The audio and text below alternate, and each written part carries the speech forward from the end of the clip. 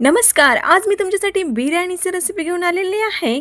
बिर्याणी बनवणं आणि बिर्याणी म्हटलंच की खूप कंटाळा येतो आणि बिर्याणी खूप किचकट अशी रेसिपी आहे, खूप लेंदी प्रोसेस आहे, असं आपल्याला वाटत असेल तर विसरून जा.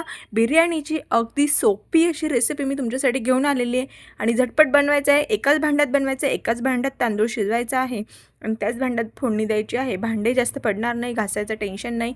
आणि बघा, अशी मस्त आपण बिर्याणी बनवणार आहे. किती अप्रतिम सुरेख आपली बिर्याणी झालेली आहे आणि लेअर पण बघा, छान असा रंग पण बिर्याणीला आलेला आहे.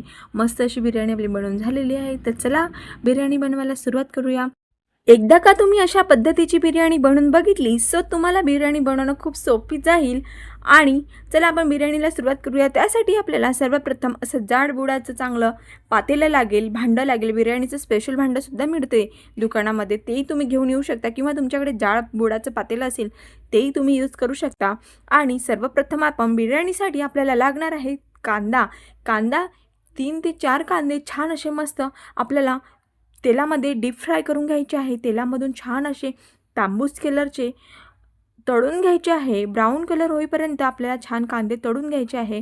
हा एक मेन इन्ग्रेडियंट्स आहे. सो आपल्याला सर्वात प्रथम हे 4 कांदे तळून घ्यायचे आहे. कांदे तळून घ्यायचे आहे आणि काही भाज्या लागणार आहे आपल्याला, त्या भाज्या आपण कट करून घ्यायचे आहे, म्हणजे आपल्याला पटकन आपली बिर्याणी बनवून तयार होईल.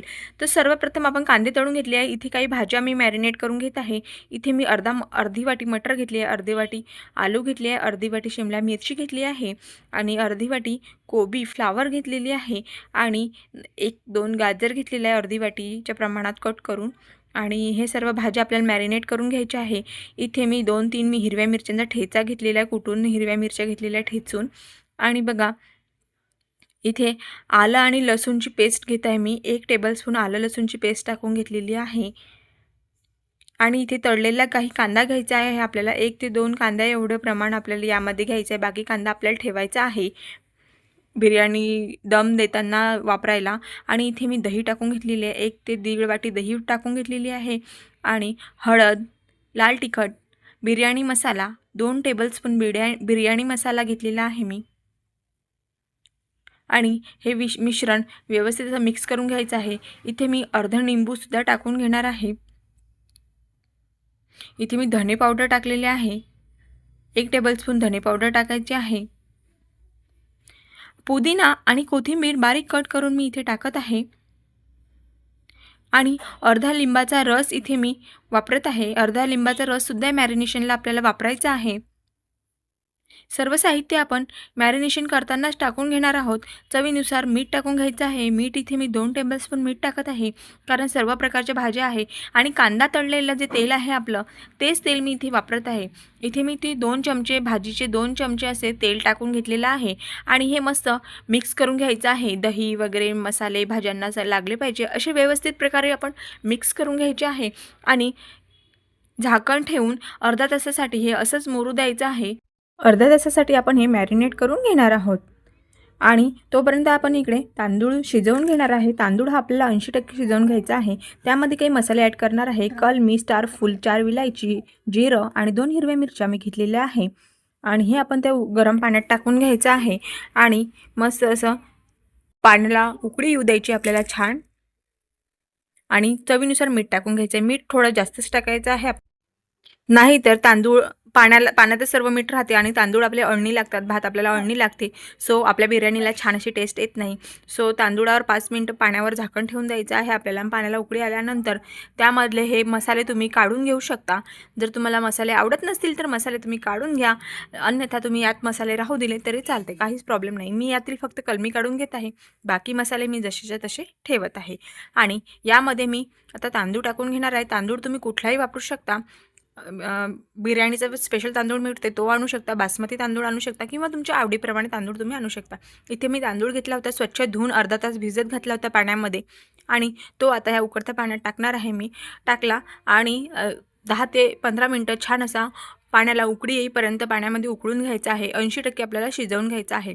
आणि हा तांदूळ मी अर्धा तास पाण्यामध्ये भिजू घातला होता, त्यामुळे मला शिजायला जास्त वेळ लागणार नाही तांदूळ शिजायला.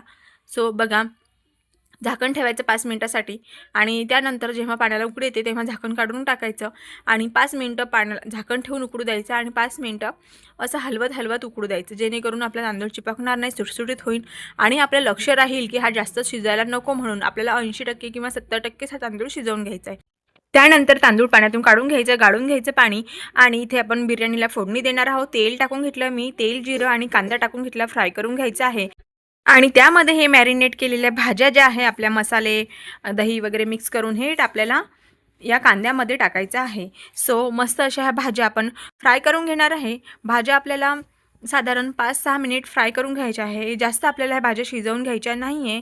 सो जेव्हा बिर्याणीला दम देऊ आपण तांदूळाला तेव्हाच आपल्या भाज्या आपोआप शिजतात। सो इथे फक्त थोडं हलवून घ्यायचं आहे आपल्याला, जेणेकरून त्याचा फक्त आपल्याला कच्चेपणा गमवायचा आहे, फक्त त्यात कच्चेपणा राहायला नको आहे तितपत आपल्याला फ्राय करून घ्यायचा आहे। तो 5-6 मिनिटच आपल्याला फ्राय करून घ्यायचा आहे, त्यानंतर असं 5 मिनिटासाठी झाकण ठेवायचं आहे। आपोआप त्यातला कच्चेपणा निघून जाईल आणि असं मस्त तेलाचं तवंग आलेलं आपल्याला त्या भाज्यांवर दिसेल आणि बघा किती छान आपलं दिसत आहे फोडणी, यावर कसं तेलाचा तवंग पण आलेला आहे। सो हे आपलं व्यवस्थित परफेक्ट अशा भाज्या झालेल्या आहे। आता यावर आपण आपली तांदूळाची लेयर देणार आहोत। बघा किती छान असं झालेलं आहे, यावर तेलाचा तवंग पण छान आलेला आहे। आता हे आपण खाली उतरवून घ्यायचं आहे आणि यावर आपल्या तांदूळाची लेयर द्यायची आहे आपल्याला आणि बिर्याणीला दम देऊन घ्यायचा आहे। सो बघा मी अशी भाज्यांवरच तांदूळाची अशी लेयर देऊन घेत आहे आणि त्यावर थोडा तळलेला कांदा टाकून घेत आहे, कोथिंबीर आणि पुदिना टाकून घेत आहे, बारीक कट केलेला कोथिंबीर आणि पुदिना टाकून घ्यायचा आहे आणि केशरचं दूध टाकून घेत आहे, थोडं 2-3 टेबलस्पून केशरचं दूध टाकून घेणार आहे। मस्तच असं याने खूप छान चव येते बिर्याणी। त्यासोबतच मी इथे 2-3 टेबलस्पून तूप आजूबाजूने सोडून घेणार आहे। तुपाने सुद्धा आपल्या बिर्याणीला अतिउत्तम अशी चव येते। साजूक तूप असं मस्त साईडनी कडेकडेने आपल्याला सोडायचं आहे, थोडा 1-2 चमचे आपल्याला मधोमध सुद्धा तूप टाकायचं आहे।